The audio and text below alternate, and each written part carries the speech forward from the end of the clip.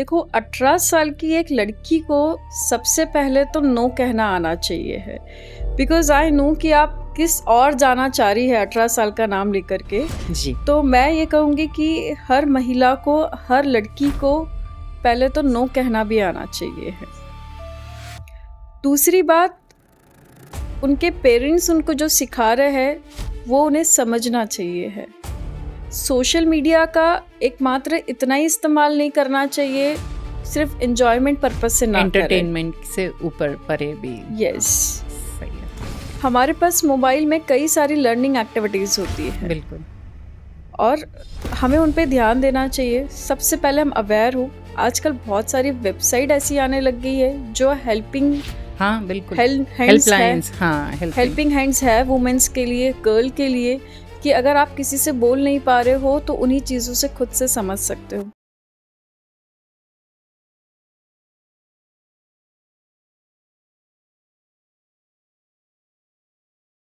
नमस्ते, मैं वत्सला कर आप सभी का द वाव टेल्स पॉडकास्ट में स्वागत करती हूँ। सबसे पहले आप लोगों को तहे दिल से धन्यवाद, क्योंकि आज मेरा यूट्यूब चैनल 1000 से भी ऊपर सब्सक्राइबर्स पर पहुंच गया है, with some of the shorts reaching more than 40K views. So I am thankful to each one of them who has showered their love and blessings on me. अब मैं बात करती हूँ मेरी आज की गेस्ट की।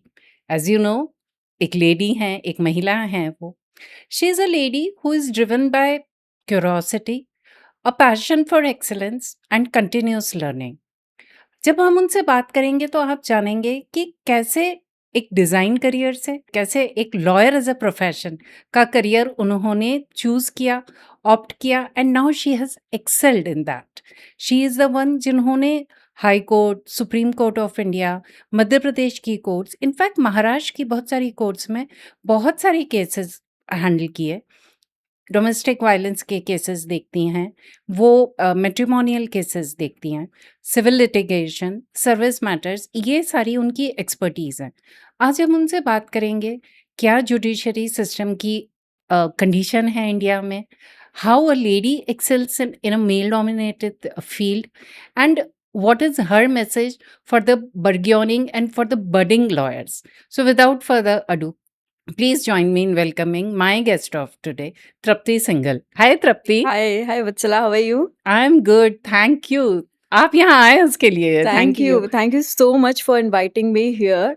आज इस मंच से आपने सिर्फ एक महिला को नहीं, आपने जो न्याय को सम्मान दिया है इस मंच से, उसके लिए मैं तहे दिल से आपका शुक्रगुजार करती हूँ। वाह, थैंक यू तृप्ति। मतलब जब मैं when I was making a list कि मुझे ना इस फील्ड से कोई चाहिए, so lawyer was the top most, क्योंकि इसमें मेरी नॉलेज भी कम है। तो आज आपसे कॉन्वर्स करके मैं अपनी भी नॉलेज को बहुत ज़्यादा अपग्रेड करने वाली हूँ। And today we are going to talk about things which is like not confined to a room, लेकिन जो शायद बाहर कैमरे से बाहर जब जाएगी तो आई थिंक लोगों को, खासकर महिलाओं को, कुछ इंस्पिरेशन मिलेगी, कुछ उनको उनके लीगल राइट्स के बारे में मालूम चलेगा।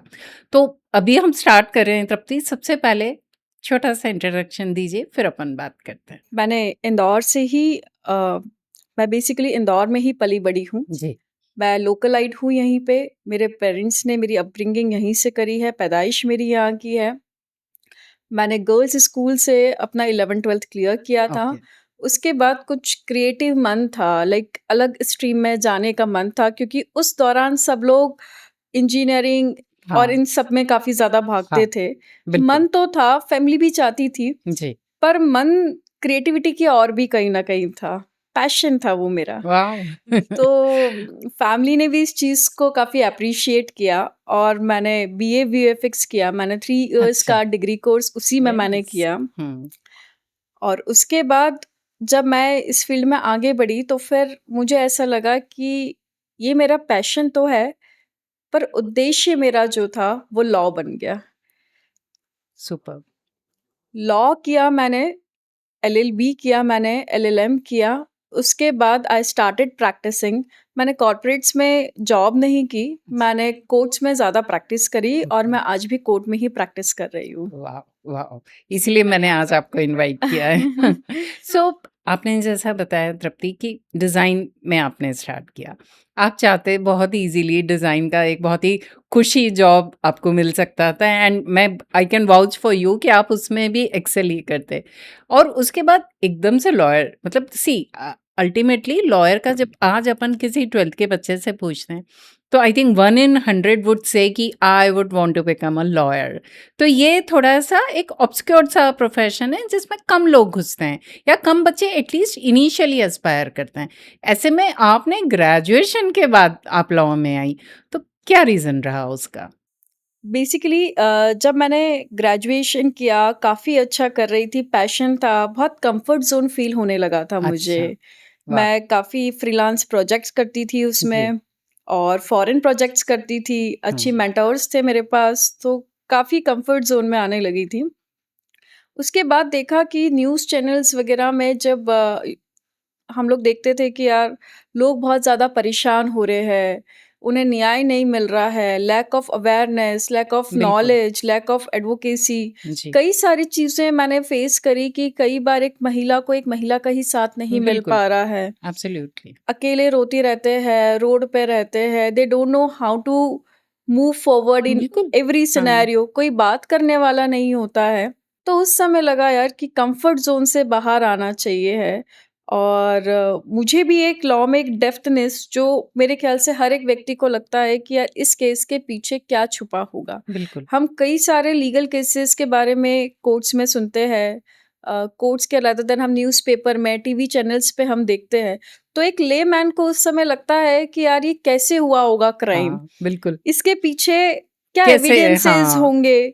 इसके पीछे स्टोरी क्या हाँ, होगी जो बिल्कुल, अपफ्रंट नहीं आ हाँ, पाई है? क्यूरियोसिटी रहती बहुत है, ज़्यादा क्यूरियोसिटी हुँ, और एक अलग-अलग मायने में रहती है। जी, मुझे भी बहुत थी उस समय और उस समय जो क्यूरियोसिटी बनी तो लगा कि लोगों को पिक्सल से एक काल्पनिक दृश्य बना कर के देना आसान है, पर लोगों को न्याय तक ले जाना और न्याय तक पहुँचाना एक बड़ा कार्य हो सकता है। ब्यूटीफुल। तो उसके बाद डिज़ाइनिंग मेरा पैशन था और न्याय मेरा उद्देश्य बन गया। वाओ!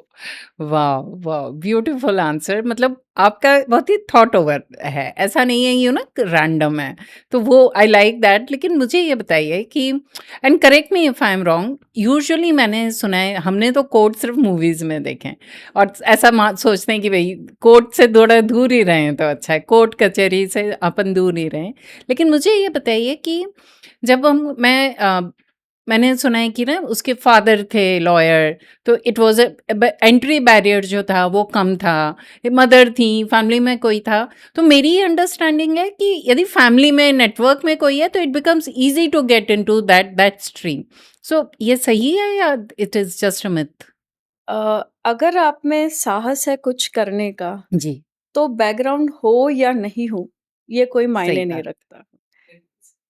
हर किसी के पास फैमिली होना भी, ये भी एक बड़ी बड़ी बात बात है। होती है। हुँ, हम लोग बहुत लकी है कि हमारे पास फैमिली है, काफ़ी सारी चीज़ें हैं और जब मैंने लॉ किया था, स्टार्ट किया था, मेरा फैमिली बैकग्राउंड में कोई लॉयर्स नहीं है, हाँ, कोई भी लॉयर नहीं है। तो हुँ, जो एक करने का साहस था, बस वो करते चले गए और कामयाबी की तरफ देखते चले गए। ऐसा था बस कुछ करना है अब लॉ में।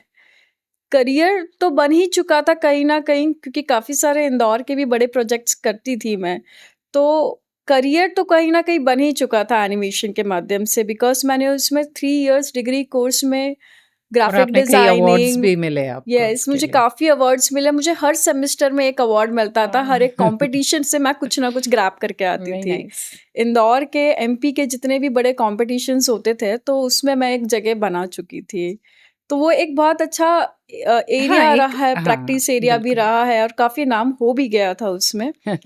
तो उसके बाद उसके लगा बाद कि हाँ। नहीं यार, बाहर आना चाहिए इस कम्फर्ट ज़ोन से भी और कुछ नया करके देखना चाहिए। फैमिली में यूजुअली पेरेंट्स थोड़े इस प्रोफ़ेशन के specially you being a lady family का हमेशा से मुझे सपोर्ट रहा है इस चीज़ में बिगेस्ट कि जो करना है करो, एसेट है। बस अच्छे से करो, शिद्दत से करो और करते चलो, घर मत बैठो। तो फैमिली का सपोर्ट इस चीज़ में रहा है, हमेशा मोटिवेट किया है उन्होंने। ये बात सही है कि फैमिली में कोई भी बैकग्राउंड एडवोकेट नहीं था। स्टार्टिंग में पेरेंट्स का फ़ियर था कि एडवोकेट, लॉ किया उसके बाद पेरेंट्स का था कि प्रिपेयर फॉर सिविल जज ओनली। अच्छा, ओके, लिटिगेशन के लिए उनका कोई व्यू नहीं नहीं था। था। तो वो थोड़ा-सा डिफ़िकल्ट हुआ था मेरे लिए, एक फ़ेज़ ऐसा आया था कि जहाँ पे चीज़ें थोड़ी-सी डिफ़िकल्ट हुई थी। हाँ, ये होता होगा मतलब पेरेंट्स का मैंने देखा है इनिशियल कुछ रेजिस्टेंस कभी रहता है, लेकिन अल्टीमेटली वो अपने बच्चों को सपोर्ट करते ही हैं और येस। यही हम लोगों के लिए सबसे बड़ा एसेट है।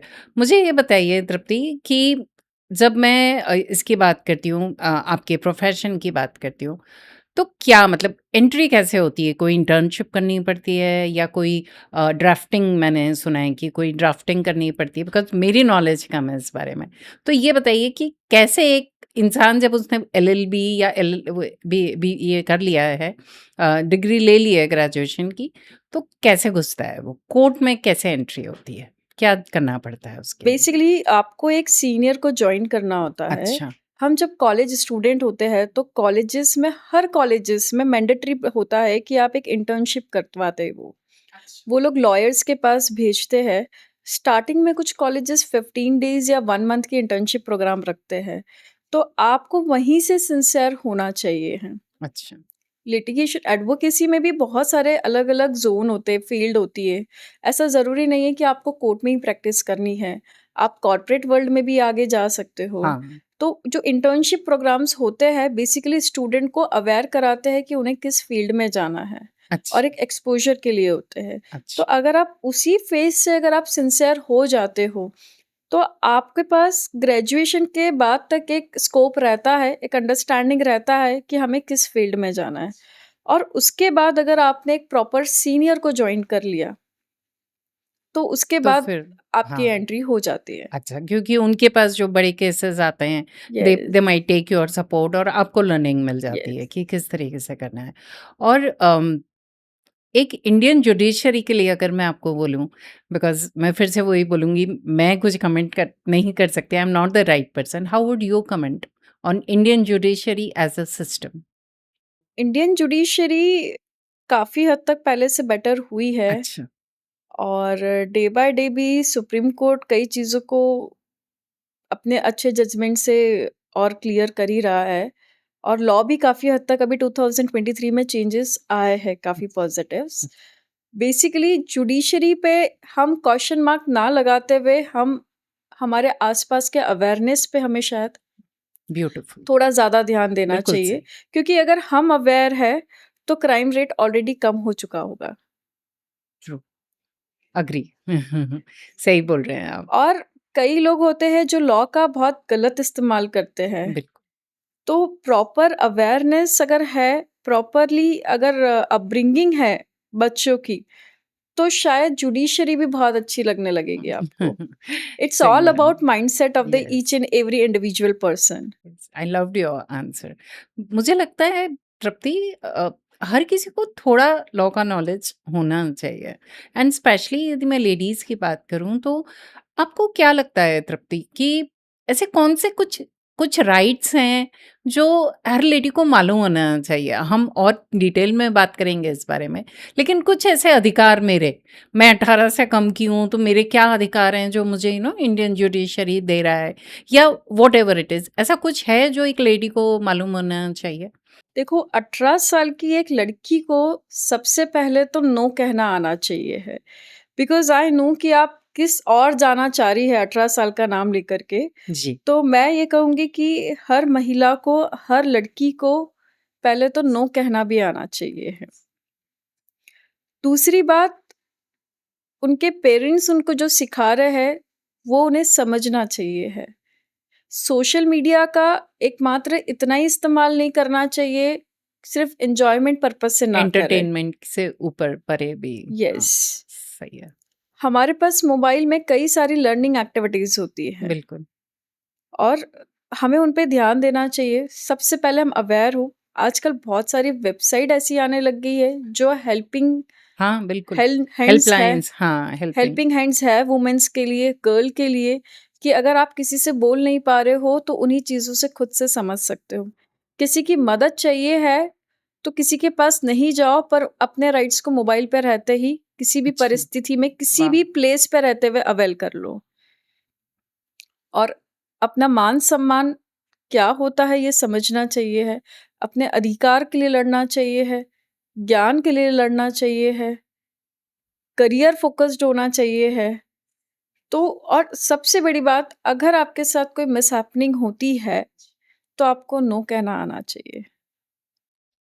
ये आप बहुत सही बोल रहे हैं कि मुझे लगता है नो तो मैनेजमेंट का एक रूल ही होता है कि नो क बोलना तो आपको आना ही चाहिए। तृप्ति मुझे ये बताइए, मैं ये सवाल अपने अधिकतर गेस्ट से पूछती हूँ कि profession of a lawyer India में it is considered as more as a male dominated, मतलब मूवीज़ में देखा है या जो एक नॉलेज है मुझे, मेरे आस-पास भी मैं देखूँ तो कोई लॉयर होंगे भी तो वो मेल होंगे, थोड़े उम्र दराज़ होंगे। तो आपको क्या लगता है, ईज़ी होता है या नहीं, थोड़ा मुश्किल होता है? ईज़ी तो कुछ भी नहीं है इस दुनिया में, ईज़ी बनाना पड़ता है। वाओ! और स्टार्टिंग के फ़ेज़ में ऐसा लगता है, जब हम एज़ अ वुमन इस करियर में आते हैं, तो ऐसा लगता है मेल डोमिनेटिंग चीज़ें हैं यहाँ अच्छा, पे, दिखती है।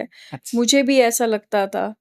पर अगर आप में क्षमता है, अगर आप ईमानदारी के साथ अगर काम करते हैं, पंक्चुअल डेडिकेशन के साथ काम करते हैं, अगर किसी फ़ाइल को आप पर्सनल लाइफ़ से लिंक करके अगर आप देखते हैं, तो आप एक थोड़ा-सा एक चीज़ों को इमोशनल, डेप्थ हाँ। में समझ भी पाते जी, हैं। जी। तो आपका वहाँ पंक्चुअलिटी, डेडिकेशन, धैर्य, ये सारी चीज़ों से आपको एक टाइम के बाद देखने चालू कर देते हैं। और कोर्ट रूम में कभी ये नहीं देखा जाता है कि एक मेल आर्ग्यू कर रहा है या फीमेल आर्ग्यू कर रही है। वहाँ आर्ग्यूमेंट, फैक्ट्स, ग्राउंड, ये डॉक्यूमेंटेशन, ये चीज़ें देखी ज़्यादा जाती है। इम्पोर्टेंट होती है। यस। हुँ। तो लगता है थोड़ा-सा, पर अगर आप में क्षमता है, आप प्रॉपर्ली वर्क करते हैं, एक समय के बाद सारी चीज़ें नॉर्मल हो जाती है। नॉर्मल हो ये मेरे को जाती है। लगता है तृप्ति हर प्रोफ़ेशन के साथ ही है कि यस। मेबी इनिशियली थोड़ा-सा रेज़िस्टेंस रहता है, लेकिन थोड़े टाइम बाद और एक लेडी भी उतनी स्मार्ट हो जाती है फिर कि she knows the tricks and techniques कि वो उस पूरे एनवायरनमेंट में कैसे सर्वाइव करना है, and I think that is Paramount, वो बहुत ज़रूरी है। और इस वाले प्रोफ़ेशन की सबसे ब्यूटीफुल चीज़ क्या है? न्याय दिलाना। एंड आई लाइक कि आपने पॉज़ लिया। हमारे पास कई सारी महिलाएँ आती हैं, कई सारे पुरुष आते हैं, बच्चे आते हैं। जब हम उन लोगों को धैर्य के साथ सुनते हैं ना, तो बहुत सारी चीज़ें हम खुद ही जज कर लेते हैं। हालाँकि हमें जज नहीं करना चाहिए है, क्योंकि लॉ में इमोशंस से ज़्यादा डॉक्यूमेंटेशंस मायने रखते हैं। पर न्याय दिलाना यहाँ पे बहुत बड़ी चुनौती होती है, और बहुत धैर्य के साथ हमें काम करना होता है। हाँ, जैसे एक डॉक्टर बोलता है कि अगर मेरे पास कोई आ रहा है तो उसको इलाज करना है उसका। वैसे ही आपने बहुत ही खूबसूरती के संग, and I like the pause that you took. At least you you give it a thought and then you spoke. I really like that. मैं अब थोड़ी-सी कुछ सेंसिटिव बातों पे बात करना चाहूँगी तृप्ति। मुझे ये बताइए, जब डोमेस्टिक वायलेंस के केसेज़ आई नो आप हैंडल करती हैं, सिर्फ मारपीट ही डोमेस्टिक वायलेंस होता है? या किस क्या-क्या आता है डोमेस्टिक वायलेंस के अंदर? एक लेडी क्या-क्या सहन करती है? बेसिकली एक वो टाइम था, सिर्फ़ डोमेस्टिक वायलेंस को मारपीट से कनेक्ट करते थे। पर आज का जो टाइम है, और जो डोमेस्टिक वायलेंस की जो परिभाषा है, हाँ, उसमें महिलाओं को अपमान करना, गाली-गप्ता करना, अननेसेसरी कहीं आने-जाने से प्रोहिबिटेट करना, रोकना उन्हें, अच्छा। कमरे में बंद रखना कि यार नहीं, आप नहीं जाओगी मतलब नहीं जाओगी, हाँ, हाँ। परिवार से मिलने से रोकना, अच्छा, अपने खुद की चीज़ों को, मतलब अपने आप को पहचानना ही छोड़ दे अगर वो महिला, तो आप समझ लो कि उसके साथ कहीं न कहीं घरेलू हिंसा हो रही है। अच्छा, अच्छा। हमारा हम देखते हैं कि फ्रीडम, जी, हम पहले कई सारे कोट्स पढ़ते थे कि अगर फ्रीडम है किसी रिश्ते में, तो वो रिश्ता बहुत नॉर्मल और बहुत अच्छा है। तो जहाँ पे औरतें ये समझने लग जाए कि यार फ्रीडम नहीं है, या वो खुश रहना बंद कर दे, तो वहाँ घरेलू हिंसा कहीं न कहीं वो दब के सह रही होती है। सही बोल रहे हो। यस। हाँ, मतलब एक लेमैन के लिए घरेलू हिंसा हमेशा जैसा आपने बोला मारपीट ही रहा है। लेकिन आपने जो स्कोप बताया वो तो उसको सुन के मुझे लग रहा है कि हाँ, ये सब चीज़ें भी घरेलू हिंसा में आती हैं और हर लेडी को ये चीज़ मालूम होनी आज चाहिए। के टाइम पे लड़कियाँ, औरतें अर्न करना पसंद करती हैं, जी, इंडिपेंडेंट होना पसंद करती है, जी। परिवारों से मनचाहा समय बात करना पसंद करती है। एक वो समय निकल चुका है, जहाँ जब पे ये कहा जाता था कि कन्फाइंड हाँ, औरतों की डोली उठने के बाद उनकी अर्थी अर्थी ही उनके ससुराल उठेगी। से ही उठेगी। तो वो टाइम आज के दौर में जा चुका है। तो उनके राइट्स अपने हैं कि वो चाहे तो वो अपने पेरेंट्स से बात कर सकते हैं, अपने दोस्तों से मिल सकते हैं, एक ज़ोन बना सकते हैं, अर्न कर सकते हैं। तो वो सारे राइट्स अगर उनके इन्फ्रिज होते हैं या उन्हें ज़बरदस्ती रोका जाता है, तो हाँ, घरेलू हिंसा हो रही है। हो रही है घरेलू हिंसा। और जब आपके पास कोई घरेलू हिंसा का केस आता है, कोई पीड़िता आपके पास आती है, तो क्या सोच कर आती है आपके पास और आप कैसे, यदि आप if you can give some anecdote, कोई वाकया है अगर आप मेरे सुनने वालों को बता सकें? अ, घरेलू हिंसा से जो पीड़ित होती है ना महिला, उनके पास कोई बात करने वाला नहीं होता है। हमारे पास आकर के हम जो पहले करते हैं वो उनको ध्यान से, सब्र से, धैर्य से सुनते हैं। जब वो अपना खुद का ही कंटेंट यहाँ पे आधे घंटे, पौन घंटे जो भी उनको टाइम चाहिए है, वो वो निकाल पूरा देती है, निकाल लेती है ना, तो उसके बाद वो बहुत फ्री हो लाइट हो चुकी होती जाती है। है। और उसके बाद वो खुद ही बता देती है कि हाँ, मेरे साथ घरेलू हिंसा हुई है और अब मैं लड़ना चाहती हूँ। उन्हें हम कंफर्टेबल कराते हैं, वो कंफर्टेबल होते हैं, वो खुद की स्टोरी खुद ही हमें थोड़ा-सा बताते हैं और उसके बाद हम उन्हें प्रोटेक्शंस अवेलेबल कराते हैं। मेडिकल चीज़ों की अगर उन्हें ज़रूरत होती है, अच्छा, हॉस्पिटल्स की या किसी भी चीज़ की, तो हम कोशिश करते हैं कि उन्हें वो भी अवेल कराएँ। हमारे यहाँ पे डोमेस्टिक में प्रोटेक्शन ऑफिसर्स बने हुए हैं और मेडिकल के लिए भी काफ़ी सारी चीज़ें अरेंजमेंट है। हमारे गवर्नमेंट एडवोकेट्स के इस तरीके के अरेंजमेंट्स है बाय लॉ इटसेल्फ कि अगर हमें कोई उन्हें फ्री में एड चाहिए है किसी भी मायने में लीगल एड, तो वो भी उन्हें प्रोवाइड होता है। तो सबसे पहले हम उन्हें कंफर्टेबल कराते हैं, उनसे समझते हैं, कंक्लूजन पे आते हैं और उसके बाद उन्हें जो एड प्रोवाइड करना चाहिए हम वो हर एक मायने में करवाते हैं। अच्छा, मतलब ये चीज़ मेरे लिए भी नहीं है, क्योंकि और मुझे खुशी है कि आपने ये सब बताया, क्योंकि ये मालूम होना चाहिए। मुझे लगता है every lady must know the rights that she has. मतलब एक बार को कुछ कोई चीज़ छूट जा रही है तो चलेगी, लेकिन ये एक ऐसी चीज़ है, Indian education system should include all this in preliminary formative years तो नहीं, लेकिन 9th-10th में एक सब्जेक्ट लॉ होना चाहिए। यस, एटलीस्ट पर एक कॉन्स्टिट्यूशन के हमारे कुछ प्रावधान संविधान के ऑलरेडी स्कूल्स में बताए जाते हैं। जी, जैसे राइट टू लाइफ, यस, ये हमें मुझे स्टैंडर्ड तो याद नहीं है, पर हाँ, मुझे ये ज़रूर याद है कि मैंने स्कूल टाइम में पढ़ा था। ओके। हाँ, अपन लोगों ने सभी ने हाँ, यस, आज भी है वो हाँ, चीज़ें और जुडिशरी अभी फिर भी कोशिश कर रहा है कि बहुत कुछ चीज़ें प्रिलिमिनरी उनको स्कूल्स में बताया जाए। बिल्कुल, बट जब तक ये चीज़ें कंप्लीटली क्योंकि हर एक चीज़ टाइम लेती है, तो हम ये नहीं बोल सकते कि आज हमारे पास सडनली थॉट आया और वो सीधा एग्ज़ीक्यूट हो जाना चाहिए है। हर एक चीज़ टाइम लेती है। बिल्कुल, मीनवाइल अगर बहुत सारी चीज़ें हैं, तो काफ़ी सारे स्कूल्स में फेस्टिवल्स के टाइम पे एज़ अ गेस्ट फैकल्टीज़ बुलाते हैं। अवेयरनेस प्रोग्राम ऑर्गेनाइज बिल्कुल, कराते हैं। हर एक बिल्कुल। स्कूल, हर एक कॉलेज ऑलरेडी ये चीज़ें कर रहा है। हुँ, तो बस ये है कि पेरेंट्स को भी थोड़ा-सा बोलना चाहिए कि हाँ, अगर कोई अवेयरनेस प्रोग्राम है, तो तो तुमको आप अटेंड जाओ। करो। हाँ, यस।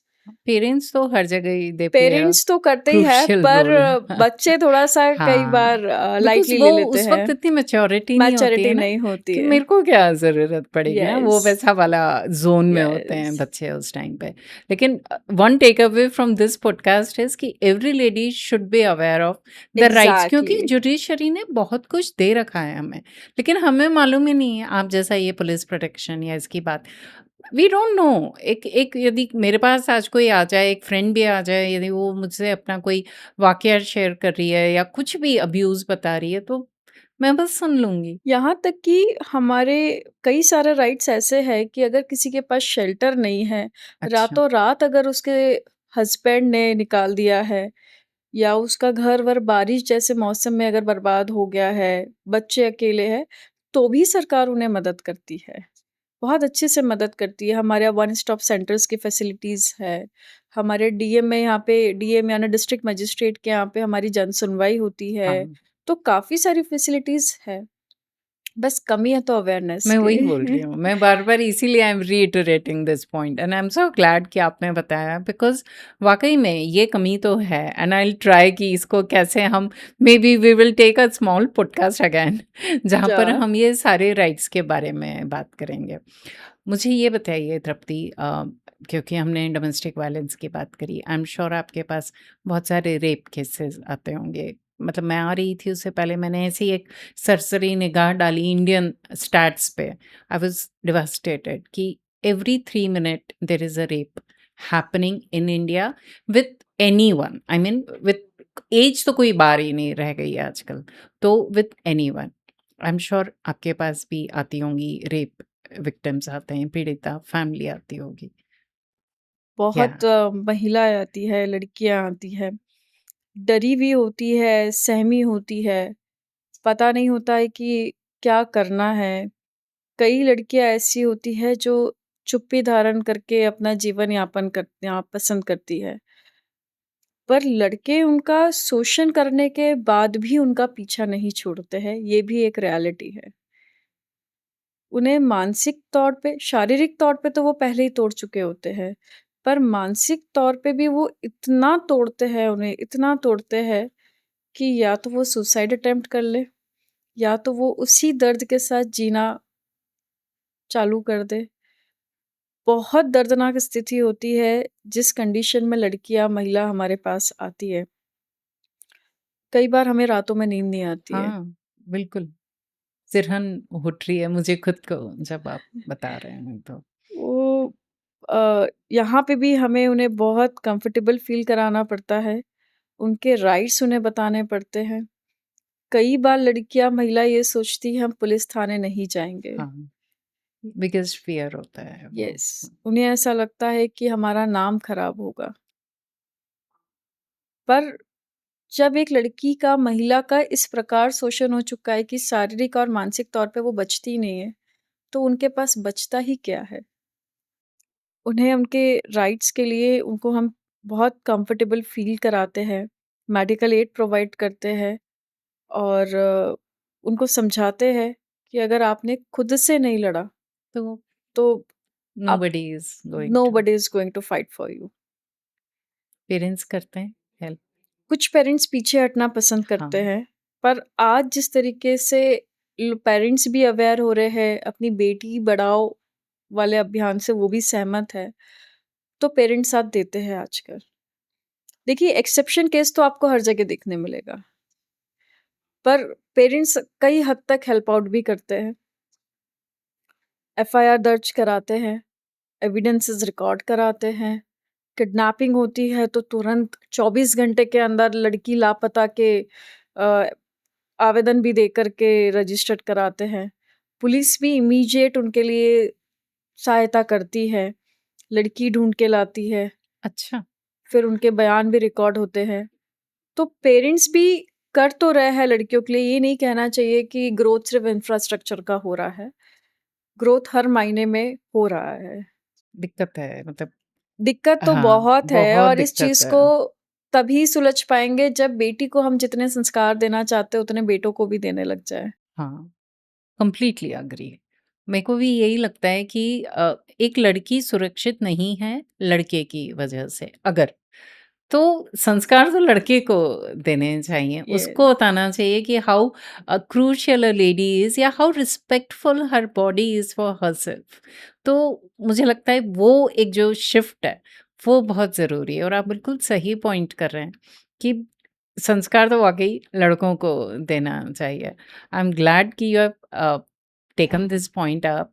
मुझे ये बताइए कि जब आई एक रेप विक्टिम आपके पास, आपने बात करी, आपने सब करा, उसके बाद क्या? नेक्स्ट स्टेप क्या होती है? मतलब प्रोटेक्शन प्रोटेक्शन प्रोटेक्शन फ्रॉम दिलाते हैं, सुरक्षा दिलाते हैं उन्हें। जैसे मैंने आपको बताया वन स्टॉप सेंटर जैसी कई चीज़ें बनी हुई है। अगर रात में उनके लिए रुकने के लिए नहीं कोई सुविधा होती है, तो वन स्टॉप सेंटर जैसी जगहों का वो बेनिफिट लेना। हर एक पुलिस थाने में आज के टाइम पे महिला डेस्क बनी हुई है। हाँ, पहले ये नहीं नहीं थी। था। हुँ, तो लड़कियाँ, महिलाएँ बहुत अनकंफर्टेबल होती थी कि हम हमारी बातें कैसे रखेंगे आगे। सही बात। तो लॉ चेंज हो रहा है, फैसिलिटीज़ बढ़ रही है, तो हम उन चीज़ों को अवेल कराते हैं, उनको कंफर्ट ज़ोन देते हैं, प्रोटेक्शन देते हैं, मेडिकल एड के बारे में बताते हैं, उनका मेडिकल पूरा कराया जाता है, अच्छा, डॉक्टर प्रॉपर उनको एग्ज़ामिन करता है, रिपोर्ट बनाता है। अगर वो कुछ चीज़ें पुलिस में नहीं डिलीवर कर सकते हैं, तो डॉक्टर्स के माध्यम से कई चीज़ें डिलीवर्ड होती हैं और एफआईआर रजिस्टर्ड होती है उनकी स्थिति को देखते हुए। आरोपी को गिरफ्तार किया जाता है, इन्वेस्टिगेशन होता है प्रॉपर और यहाँ महिलाओं को, लड़कियों को उनके पेरेंट्स के हवाले छोड़ा जाता है। अगर कोई लड़की बाहर से पढ़ने आती है, उनके पेरेंट्स को बुला के प्रॉपर्ली उनकी बच्चियों को सपोर्ट। हैंडओवर किया जाता हुँ, है। और सज़ा किस तरह की? देखिए, सज़ा तो ऐसा है कि अगेन वही कहूँगी कि एविडेंस का पार्ट है और सज़ा बिल्कुल मिलती है। बेल मिलना भी इतना आसान नहीं होता है। रेमेडीज़ सबके पास अवेलेबल होती है। तो जैसे एक पीड़िता के पास राइट है कि वो हाँ, लेकिन वही वही है कि थोड़ी हिम्मत चाहिए धैर्य, इन सब, धैर्य, लॉ हिम्मत। एक ऐसा प्रोफ़ेशन है, जस्टिस एक ऐसी चीज़ है जहाँ पे सबको पेशेंस रखना पड़ता है। It's not a cup of T कि मन किया तुरंत बनाया और पी लिया और सैटिस्फाइड हो गए। इट्स ऐसे अ ही प्रोसीजर। हाँ, कई मैंने ऐसे लोग देखे हैं जो बिल्कुल पेशेंस नहीं रखते हैं। कई धोखाधड़ी के हमारे पास केसेस आते हैं, 420 के केसेस आते हैं। वो लोग का क्या होता है 420 में, उसमें काफ़ी लंबे समय तक 2 लोगों के या फैमिली मैटर्स होते हैं प्रॉपर्टीज़ के, तो काफ़ी लंबे समय तक उन लोगों का ट्रस्ट रहता है। हुँ, अचानक से कुछ मिसहैपनिंग होती है या ट्रस्ट ब्रेक होता है and they file a case against them.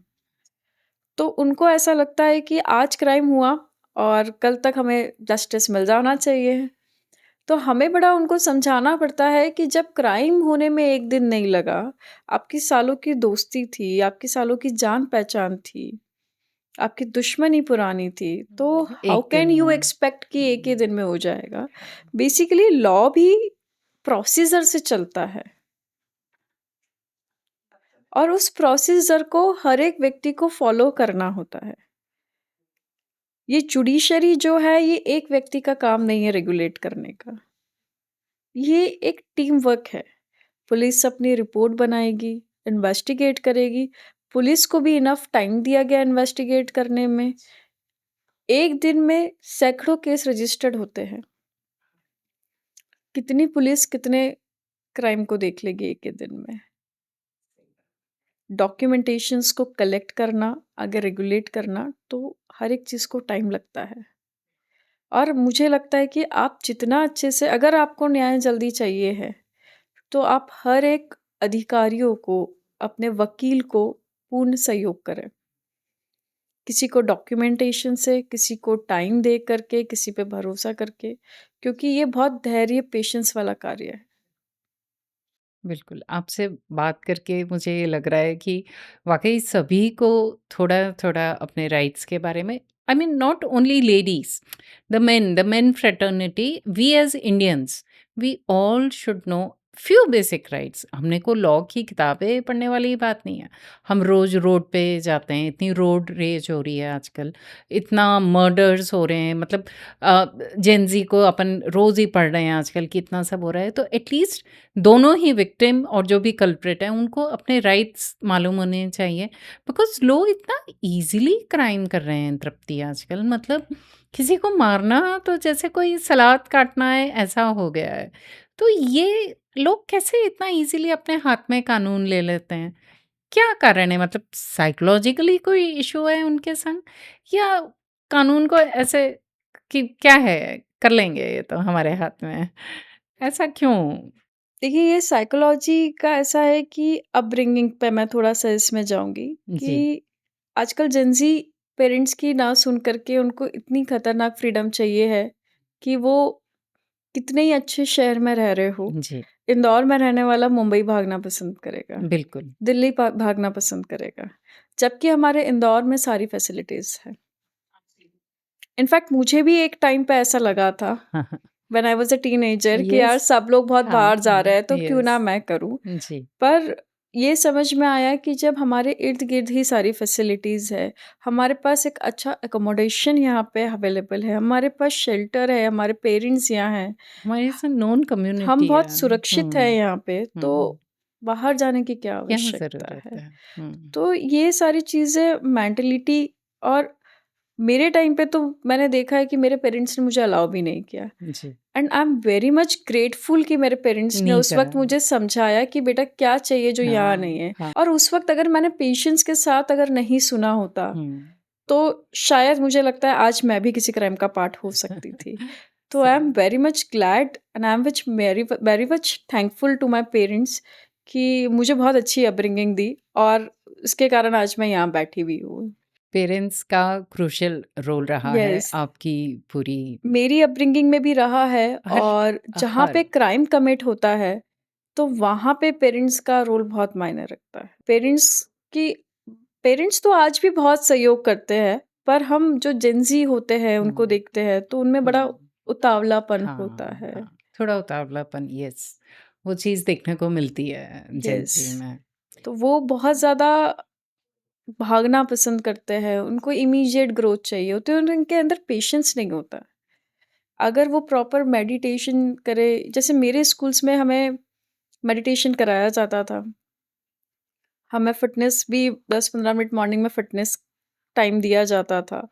तो एक उससे बॉडी भी कामनेस यस आती है। कामनेस की तरफ जाती हुँ। है। आपका विज़न, पर्सपेक्टिव सब चेंज यस, होता है उससे। यस। ये बात आई कंप्लीटली एग्री तो कि जब ये सारी चीज़ें हैं तो हमारा माइंड जो है वो नेगेटिविटी की तरफ भागता ही नहीं है। कोई भी वर्स्ट से वर्स्ट सिचुएशन आती है तो हम पेशेंस रखना ज़्यादा पसंद करते हैं। तृप्ति आप बहुत ही अच्छे आंसर्स दे रही हैं, बहुत मेरी अवेयरनेस बढ़ रही है। मुझे ये बताइए जब मैं आपसे मिलने आई थी, आपने मुझसे कुछ न्याय संरक्षक की कुछ बात करी थी कि that you are creating a firm या you have already created. So can you throw more light on that? मैंने एक न्याय संरक्षक नाम की फ़र्म बनाई है, न्याय संरक्षक एंड एसोसिएट। आप गूगल करेंगी तो आपको उसके बारे में सारी डिटेल्स मिल जाएँगी। बेसिकली न्याय संरक्षक एसोसिएट बनाने का उद्देश्य ये था, नाम ही मैंने न्याय प्लस संरक्षक। वन हू जैसे मैंने प्रोटेक्ट्स। आपको बताया कि हर क्लाइंट्स जो हमारे पास आते हैं, तो न्याय भी चाहिए उनको, न्याय के कारण हमारे पास आते हैं और संरक्षक, संरक्षक यानी सुरक्षा, प्रोटेक्शन। तो तो बहुत सोच फर्म कर बनाई है मतलब और भी लोग हैं आपके? यस, मेरे साथ है, मेरे कुछ एसोसिएट्स हैं, कुछ जूनियर्स हैं। ये फ़र्म मैंने बहुत सोच समझ के और आगे मूव ऑन करने के लिए क्योंकि हमारे साथ डे बाय डे कई लोग जुड़ते हैं, तो एक नाम होना चाहिए है तो बढ़ने क्या के लिए। मोटिव क्या मतलब न्याय संरक्षक मैं आज गॉड फॉरबिड अगर मेरे को ज़रूरत है तो why should I come to न्याय संरक्षक वो मुझे क्या अलग देने वाला है? बेसिकली कुछ एज़ सच स्पेशल नहीं नहीं है, है। जैसे नॉर्मली फ़र्म्स क्रिएट होती है, जी, तो वैसे ही हमने law law firm firm create किए, क्रिएट किया है। यस। एक तो हर चीज़ को एक समय बाद नाम देना पड़ता है, अच्छा, तो वो न नाम दिया मैंने उसको न्याय संरक्षक हुँ, का। वेरी तो ये नाइस। इसका जो नाम मोटिव था मेरा वो न्याय प्लस संरक्षक, वो इसीलिए था न्याय प्लस संरक्षक और आगे लगा हुआ है एसोसिएट। अच्छा, तो जो भी ओके। हमसे न्यू एडवोकेट्स जुड़ते हैं, हमारी एक जो बड़ी टीम होती है, तो दे फील फ्री कि yes we are having some shelter. एक एक आपने एक उसको एक साइलो एक ऐसा कर दिया है कि एक फर्म है। यस, तो वो शायद और थोड़ा एक जिसको बोलते हैं ऑथेंटिसिटी जब लोग उसको गूगल पे सर्च करते हैं तो उससे और ऑथेंटिसिटी भी आती है। तृप्ति मुझे ये बताइए जब आपने आपका बायोग्राफी मेरे संग शेयर किया यू मेंशन कि 2022 में आपने इंडिपेंडेंटली प्रैक्टिसिंग स्टार्ट करी। तो अगर मैं आज आपसे बोलती हूँ कि तृप्ति क्या कर रही हैं? क्या टीम है? क्या फर्म है? How would you define that? Basically मैंने अभी न्याय संरक्षक जो फर्म बनाई जी, है, उसमें 2022 से ही मैंने इंडिपेंडेंट होने के बाद और अपने सीनियर्स के साथ भी हर तरीके के केसेस को देखा है। उसमें 138 नेगोशिएबल इंस्ट्रूमेंट यानी कि चेक डिसऑनर की बात हो, जो चेक हमारे बाउंस हो जाते हैं, उस अच्छा, तरीके के केसेस हो या अच्छा, मैट्रिमोनियल डिस्प्यूट हो अच्छा, या प्रॉपर्टी लॉ हो या सर्विस वॉव! मैटर्स हो, सभी कुछ हाई कोर्ट हो या डिस्ट्रिक्ट कोर्ट हो किसी भी का जगह का। तो हम हर एक चीज़ से न्याय दिलाने का काम करते हैं और हर एक कोर्ट में जाकर के आर्ग्यू करते हैं। अच्छा, and you have a team? Yes, I have a team. अच्छा, ओके। तो आपके पास एक केस आता है और फिर देन यू डेज़िग्नेट, मतलब आप किसी को डेलीगेट करते हैं वो केस? इट्स ऑन यू कि आपको डेलीगेट करना है टीम को या नहीं, एक यूनानिमस? नहीं, टीम जो है वो मेरे ही साथ है। बेसिकली हमारे साथ एक समय के बाद जूनियर एडवोकेट्स, इंटर्न्स वगैरह हुँ, जुड़ने लगते हैं। अच्छा, अच्छा। तो उनको भी सीखना होता है और जूनियर एडवोकेट्स को काम करना होता है। तो हर काम, मैंने पहले भी आपको बताया कि हर काम जो होता है वो टीम वर्क होता है। तो कहीं पे डॉक्यूमेंटेशन हो या डॉक्यूमेंट फाइल करने हो, जैसे मैंने आपको बताया लॉ में हर एक चीज़ का प्रोसीजर है। जी, तो अगर हमें कोई डॉक्यूमेंट भी कोर्ट तक पहुँचाना है, तो उसकी भी प्रक्रिया हमें देखनी पड़ती है। तो डॉक्यूमेंट क्रिएट करना, कोर्ट तक पहुँचाना उस हाँ, चीज़ को, बिल्कुल। क्लाइंट हैंडल करना, उसके लिए भी यू नीड यस, तो हमें हर एक काम के लिए एक एक टीम टीम बनानी चाहिए ही एंड दैट पड़ती इज़ है। How they learn. आप यस, भी यस, उसी यस। प्रोसेस से यस, निकल कर मैं भी आए उसी होंगे। प्रोसेस से आई हूँ और वो प्रोसेस आज भी कर रही हूँ और मैं हाँ, आज भी सीख ही रही हूँ। मैं इस मन बिल्कुल। से यही बताना चाहूँगी, मैं आज भी सीख ही रही हूँ। और हमारा जो वकालत में कहते हैं कि आप क्या कर रहे हो? लोग पूछते हैं कि अच्छा आपने लॉ किया है, अब आप क्या कर रहे क्या हो? तो कर हम रहे कहते हैं हम प्रैक्टिस कर रहे हैं। हैं? Practicing lawyer. तो बोले प्रैक्टिस कर रहे हो यानी अभी भी तुम मतलब सीख ही रहे हो। तो मैं हुँ, यहाँ बताना चाहूँगी इस मंच पे आप सभी को कि प्रैक्टिस करना यानी कि इस फील्ड को कहा जाता है प्रैक्टिस। लिटिगेशन में हम जो लोग होते हैं वो प्रैक्टिस ही करते हैं। हम दिन प्रतिदिन एक नए केस को देखते हैं, नई प्रॉब्लम है देखते हैं, नए केसेस आते हैं, नई डॉक्यूमेंटेशन आते हैं। तो इस फील्ड में जो लिटिगेशंस में होते हैं, क्योंकि लिटिगेशन भी इतनी आसानी से कोई नहीं समझ पाता है। बहुत लेमेन्स होते हैं, जो एजुकेटेड है वो तो फिर भी समझ समझ जाते हैं जाते हैं। जिनका कोर्ट से कोई ना हाँ, कोई नाता रहा है। हाँ, अच्छा लिटिगेशन हाँ, यानी कोर्ट में हाँ, जा रहे हो आप, हाँ, प्रैक्टिस कर रहे हो। हाँ। पर उनके मन में रहता है प्रैक्टिस कर रहे हो का क्या मतलब होता कब तक है? प्रैक्टिस ही करते कब तक रहोगे? प्रैक्टिस करोगे? तो हमारी फील्ड में कहा जाता है yes we are a practicing lawyer, we are a practicing advocate. हाँ, वाओ! बहुत सारे मेरे मिथ्स आज इस पॉडकास्ट से आपने धूमिल जो एक बैठे हुए थे दिमाग में, वो बहुत सारे कम हुए हैं। तृप्ति, अब हम क्योंकि एंड ऑफ आवर पॉडकास्ट में आ रहे हैं and thank you for your time. Uh, क्योंकि मेरा ये पॉडकास्ट महिलाओं के लिए है, मुझे कुछ 2-3 ऐसी बातें बताएँ जो एक महिला को एज़ अ लेडी। देखिए, एक तो मदद माँगने से आप पीछे ना हटें। आप रो लेने से, देखिए रोइए, रोने से मन हल्का होता है और अपनी कठिन परिस्थितियों में ये ना समझे कि मेरी तो किस्मत ही ऐसी है। किस्मत ऐसी नहीं है, वो कुछ समय की परिस्थितियाँ हैं, एक एक फ़ेज़ है। एक फ़ेज़ हुँ, है। और अपनों से बात करने से ना डरिए कि आपको अपना जज करेगा। आपके माता-पिता, आपके बहन-भाई आपको कभी जज नहीं करेंगे। हाँ, हाँ, सही बात है। तो यस। आप अपनी गंभीर परिस्थिति में आगे बढ़े और डराने वाला तब तक डराता रहेगा जब तक आप डरते डर रहे हैं, रहेंगे। जिस दिन एब्सोल्यूट। आप अपने डर से बाहर निकल जाएँगे, तो उस दिन डर भी खत्म हो जाएगा। जिस दिन आप अपने डर से बड़े हो जाएँगे, उस दिन अत्याचार करने वाला ऑटोमैटिकली छोटा हो जाएगा।